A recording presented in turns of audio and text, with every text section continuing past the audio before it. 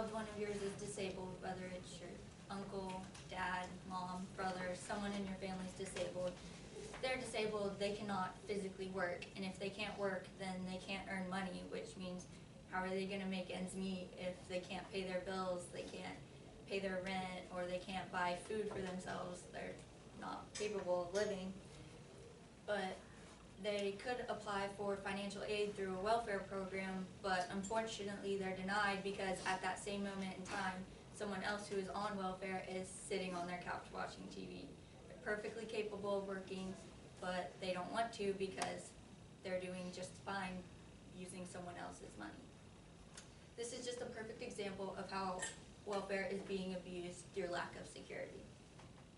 Now you might be saying, I don't have a loved one on welfare, or they're not disabled, or none of my friends are disabled, so it doesn't affect me and I don't have to worry about it. But raise your hand if you have a job. Quite a few of you have a job. If you have a job, you pay taxes, and this means that your tax dollars are funding this program. No one likes paying taxes, obviously, but if your tax dollars had to help anyone, wouldn't you want it to be the disabled and not the lethargic?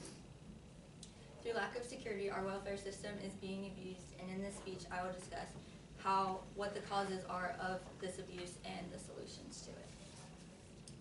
Now, how can the welfare program help our disabled if the lethargic are taking it over? The program was intended to help the disabled, but sadly that's being taken away from the disabled to help the lazy. 67,891,000 is the estimated number of people on welfare. Now obviously not all of these people abuse this program, but quite a few do. There's no exact number as to how many people actually abuse this program, but they do know it's quite significant. If it's easier to receive aid, then more and more people think, why should I work if I can make ends meet while sitting on my couch watching TV using other citizens' tax money? The more people that see this, they realize that it's easier for them to receive aid, so the more people decide to use welfare, and then this is more of our tax dollars. And you may not think, since you don't know anyone on welfare, or you don't know anyone that abuses it, then you're not really affecting this program. But people who stand by and watch this abuse affect it just as much as people who directly abuse it. If our government tightened their screening process and checked the applications thoroughly, then this would provide a solution to the abuse. It would make it harder for people to abuse the system, and then the disabled who actually need the aid can receive it versus the people who just don't want to work. Now you might think, if we tighten our screening process, this means we're going to hire more people, which means more of our tax dollars, but that's not necessarily true. If we tighten our screening process, this basically means that the people who have already been hired to check these applications and make sure the right people are receiving aid, then they're just doing their job more thoroughly and they're taking it seriously. They're not just letting anyone walk through the door and abuse this program.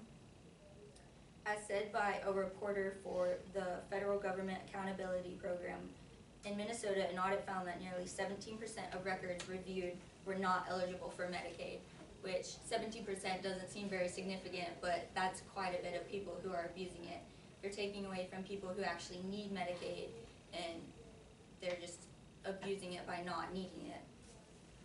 They also state that auditors found that by matching applicants to other existing state databases, they were able to identify recipients who had drastically underreported their income levels by up to $70,000 per year.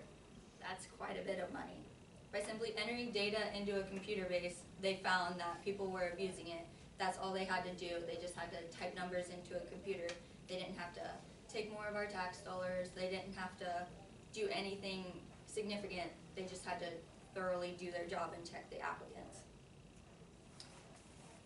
In each case of fraud and abuse, the person who is abusing it should be prosecuted, and every dollar of improper payments should be recollected. If we did this, if other people saw that people were being prosecuted for abusing it, maybe less people would abuse this system, and it'd make it harder for people to take away from the disabled. If you really want to sit back and watch the disabled suffer, then you can continue to do that. But your hard-earned tax dollars are helping the lethargic instead of the disabled. I suggest you research welfare and get the word out about how people are abusing it, but most importantly, spread the solutions about welfare.